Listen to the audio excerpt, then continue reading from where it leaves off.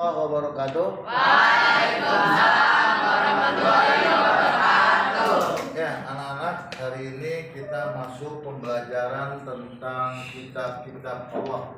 Ya, kitab-kitab Allah ini yang Allah turunkan kepada para nabinya berjumlah 4. Ya, berjumlah 4. Yang pertama ada kitab Zabur, kedua Taurat, yang ketiga Injil, dan keempat Al-Quran. Kalau kalian tahu atau paham apakah atau siapa yang diberikan kitab Taurat kepada Nabi siapa? Ayo, pada Nabi siapa? Taurat Musa. Kalau Injil, kalau kitab Injil Nabi Isa alaihi salam. Nah, jadi kitab-kitab inilah yang menjadi pegangan umat manusia. Terakhir Allah turunkan kitab Al-Quran menjadi penutup para kitab, ya, penyempurna para kitab yang Allah sediakan dan Allah turunkan kepada Nabi Muhammad, Nabi kita, ya. Nabi kita ini Nabi yang umi, tahu kan? Ya, Nabi yang umi yang memang tidak bisa baca tulis, tidak bisa baca tulis dalam artian tidak sebodoh manusia. Allah memang sengaja menurunkan seorang nabi yang umi agar agama kita, agama Islam tidak dijadikan olok-olokan atau tidak dijadikan anggapan bahwa agama Islam ini buatan Muhammad, buatan Nabi Muhammad. Tuh. Kalau memang Nabi Muhammad diciptakan oleh Allah sebagai nabi yang bisa atau yang dapat menulis dan baca, nantinya orang berpendapat, orang berpandangan bahwa agama Islam adalah agama buatan Nabi Muhammad. Makanya Allah sengaja menurunkan seorang nabi yang tidak bisa baca tulis, tapi kecerdasan, kejeniusannya, kepintarannya melebihi manusia-manusia yang ada sekarang ini. Itulah Nabi Muhammad. Dan akhlaknya, apalagi akhlaknya kita sudah tahu jelas bahwa akhlak Rasul ini sangat agung, sangat tinggi dan sangat mulia, yang kita sebut dengan akhlakul karimah. Ya, akhlakul karimah ini sudah disandang oleh Rasulullah sejak masih kecil, sejak masih sebelum beliau ditakdirkan menjadi nabi. Beliau kepada siapapun, kepada jenis apapun selalu berbuat baik. Kepada anak laki-laki atau kepada perempuan, beliau bersikap baik, bersifat baik. Makanya sebelum diangkat nabi pun Rasulullah sudah diberikan gelar oleh kaum Quraisy sebagai Al-Amin. Tahu artinya Al-Amin? Apa? Tahu nggak? Al-Amin yang dapat Percaya. ya, yang dapat dipercaya, itulah Al-Amin.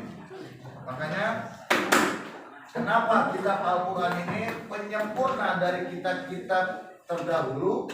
Karena kitab-kitab yang terdahulu ini sudah disimpan kembali oleh Allah. Dan Al-Quran inilah seharusnya yang diimani oleh manusia seluruh yang ada di seluruh dunia. Jadi maupun orang Nasrani, orang yang Katolik itu seharusnya harus mengimani Al-Quran. Karena Al-Quran ini penyempurna. Kata Allah, al-yauma akmaltu lakum dinakum, kata Allah. Pada hari ini anak-anak, pada hari ini kata Allah, telah aku sempurnakan agamamu, kata Allah. Jadi sudah sempurna, sudah. Islam ini penyempurna dari ajaran-ajaran Allah yang terdahulu. Penyempurna agama-agama Allah yang terdahulu, ya. Jadi itulah hebatnya Allah menyempurnakan agamanya melalui satu kitab, yaitu Al-Quran.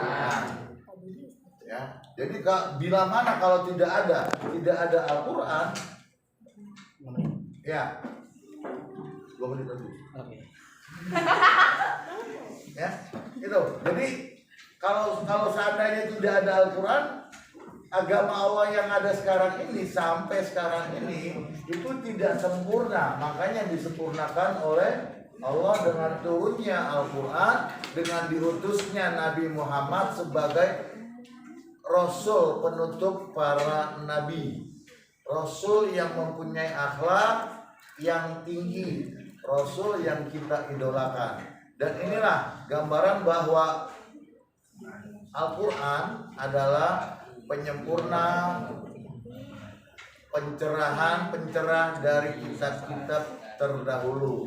Ya, jadi itu intinya anak 4 kitab Allah yang Allah turunkan: Taurat, Zabur, Injil, dan Al-Quran. Terutama Al-Quran. Al-Quran kitab satu-satunya kitab Allah yang Allah jaga dengan sendirinya.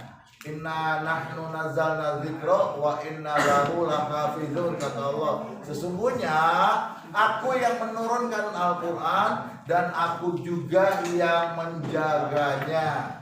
Nah, ketiga kitab yang terdahulu itu Allah tidak jamin, Allah tidak jaga keasliannya. Makanya kitab Injil banyak ya perubahan yang dibuat oleh tangan-tangan yang tidak bertanggung jawab. Ya, kitab Taurat dan Zabur entah kemana keasliannya. Ya, yang asli sekarang ini cuma Al-Quran.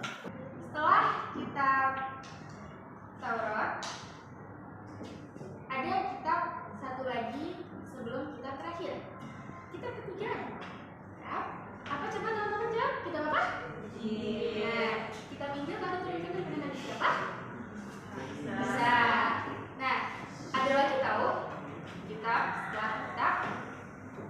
Nah, setelah kitab Injil itu kitab apa sih? Coba kita baca kelompok sebelah. Kita harus mengimani 4 kitab yang telah Allah turunkan kepada para rasul, dan yang terutama kepada Al-Quran, karena Al-Quran adalah sempurna ajaran Allah yang telah diturunkan dari kitab-kitab sebelumnya. Demikian diskusi hari ini, semoga bermanfaat bagi kita semua. Assalamualaikum warahmatullahi wabarakatuh.